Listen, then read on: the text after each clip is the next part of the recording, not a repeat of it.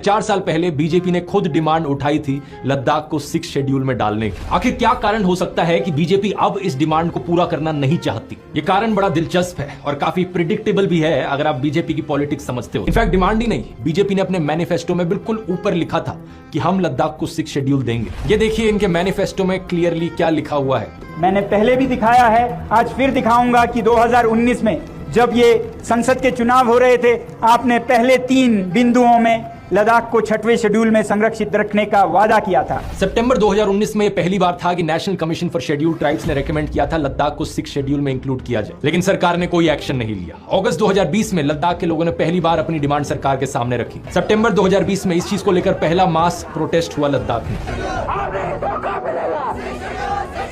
2020 में ऑटोनोमस हिल district councils की elections होनी थी लद्दाख में, और इलेक्शन से पहले होम मिनिस्टर अमित शाह ने खुद वादा किया कि इलेक्शंस के 15 दिन बाद वो इन डिमांड्स को पूरा करेंगे। इसको देखकर प्रोटेस्ट कॉल ऑफ कर दिए गए और बीजेपी ने इलेक्शंस को 15 सीट्स के साथ जीता, लेकिन उसके बाद फिर कोई एक्शन नहीं लिया गया। दिसंबर 2021, नवंबर 2022 2 और प्रोटेस्ट देखने को मिले थे। बीच में सरकार के साथ काफी बातचीत भी हुई, लेकिन मैनिफेस्टो में लिखने के बावजूद सरकार हमेशा इस डिमांड को मना करती रही। यही कारण कि आज ये इनडेफिनेट फास्ट आप देख रहे हो। तो ऐसा नहीं है कि अचानक से किया जा रहा हो, जैसा आपने देखा पिछले कई सालों से बार बार लोगों ने अपनी डिमांड्स उठाई हैं। लेकिन सबसे बड़ा सवाल यहां पर उठता है कि मोदी सरकार को आखिर दिक्कत क्या है डिमांड पूरी करने में? ऐसा तो नहीं है कि लद्दाख के लोगों को 6 शेड्यूल में ऐड कर दिया गया तो पूरा देश इधर उधर उलट पुलट हो जाएगा। बड़ी सिंपल सी डिमांड है और कोई नुकसान भी नहीं है मोदी सरकार का बीजेपी का ये करने में। आखिर उन्होंने अपने ही मैनिफेस्टो में खुद लिखा था ये करेंगे। क्या कारण हो सकता है यहाँ पर? एडीसीज के फंक्शंस के बारे में एक लाइन मैं आपको पढ़ाना चाहूंगा, स्क्रीन पर देखिए। The district and regional councils administer the areas under their jurisdiction. They can make laws on certain specified matters like land, forest, canal water, shifting, cultivation. Notice किया आपने?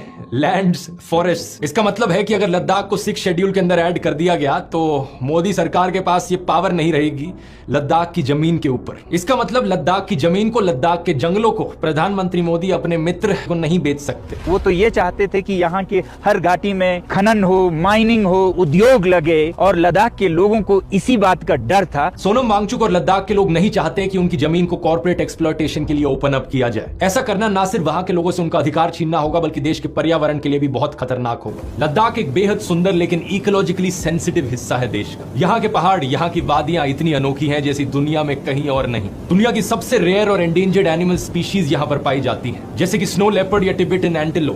यहाँ की लेक्स का पानी इतना क्रिस्टल क्लियर, इतना साफ है कि देखकर यकीन नहीं होगा कि इतनी सफाई भी कहीं हो सकती है।